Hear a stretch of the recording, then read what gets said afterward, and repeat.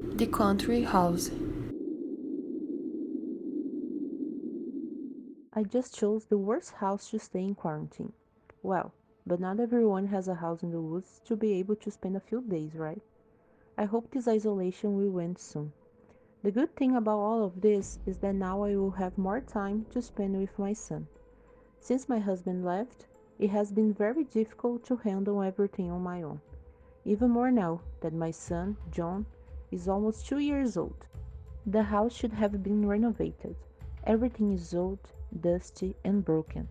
I haven't been here in a long time. In my childhood, everything was very different from what we find today. Whoa, I can't believe you found these toys. I looked at John, and he was fiddling with the old toy box that I used to play with when I came to this country house. I helped John open the box, and he opened it for the teddy bear and an old book. It was the same one that my mother used to read for me every night when we were here. I already know how we're going to spend more time together, my dear. I took the book he held in his hands, dusting it off. Tonight, I will read it for you. Here you go, John. I'm done now and I'm going to put you to bed. It was late at night when I was kissing him goodnight. John drew my attention to something that was on the shelf in front of the bed. When I went to see it, it was the book and the teddy bear that he had seen earlier. So I remembered that I had to tell him the story. I left the teddy bear beside him on the bed and picked up the book to tell the story. I remember this story very well. I sighed, remembering when I spent those same moments with my mother. After John fell asleep, I took the book and put it in the same place I found it. The next morning, I went to check on John. He slept soundly, but I noticed that the book I had read to him the night before was beside him on the bed.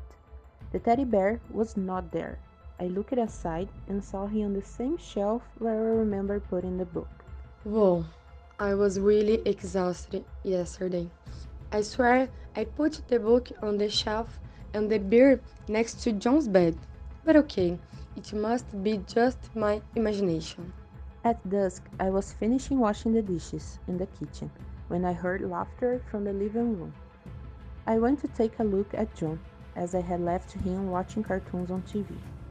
On the way to the living room, I found his laugh very amusing. Something very funny should be happening on television. When I arrived, I was scared when I noticed the television off and John was laughing and pointing to the wall. When I got closer, I noticed that there was a small figure near John.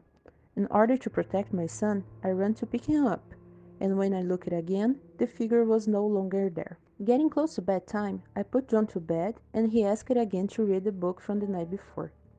I went to the bookcase, opening the book on the page where we had stopped, and continued to read. He soon fell asleep. I put the book back on the shelf and left the bear beside him. Upon entering the room, I lay down on my bed, thinking about what happened a few hours before. Was there really something nearby? He was certainly playing with some imaginary friend. I did too, at his age. I woke up scared, hearing noises coming from outside the room. I looked at the clock and it was 3 a.m. I got up in a hurry and went to see how John was doing. He slept peacefully in his bed, but the noise continued. Very scared, I followed the noise and got to the living room. The teddy bear was on the carpet and the television was on. A super creepy children's cartoon was playing on television. Who's there? I asked as I hurriedly turned on the lights and turned off the TV. No one answered. I heard a loud noise coming from John's room and soon after he started to cry. I ran to see what had happened and saw the shape of a child beside his bed. I ran to hold him in my arms, and when I turned on the lights, the figure of the child was no longer there. After that, I noticed that the noise I had heard earlier was a book that had fallen off the shelf. I couldn't sleep anymore. I stayed up with John in his bed. The next morning, I decided to leave all that had happened. I would not stay another minute inside this house. I started putting things back in the car.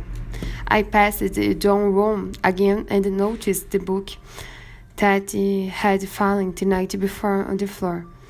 When I picked it up, I saw that it was a diary of my deceased mother. I merely noticed her had a ring. I was thrilled that my mother had died when I was that age. Finally, a gold is inside a house. I started reading the diary compulsively and noticed that it was from the time we spent in this house. Finally, I noticed that the diary told of my mother's death. That was impossible. There was no way she could have written that. However, there were more pages reading after her death. I started reading, and I saw that the days I spent with John here in this place were exactly described. Throughout the pages, everything that happened, including the supernatural events of the previous night, was written in details.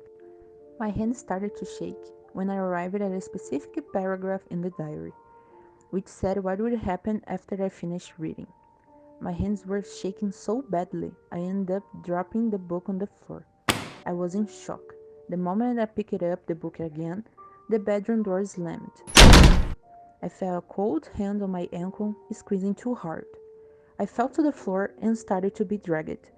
Breathless and with nothing to hold on, I tried to reach the diary with the rest of my strength. The last page of the book was ripped off. It all happened in a matter of seconds. I looked up and saw that the door opened slowly.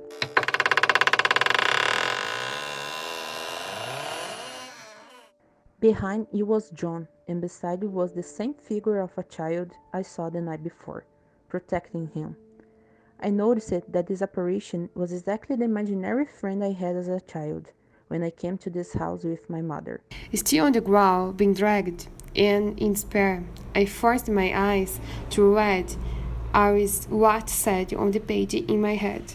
Stories are always repeated, and just as your mother died here, now it's your turn.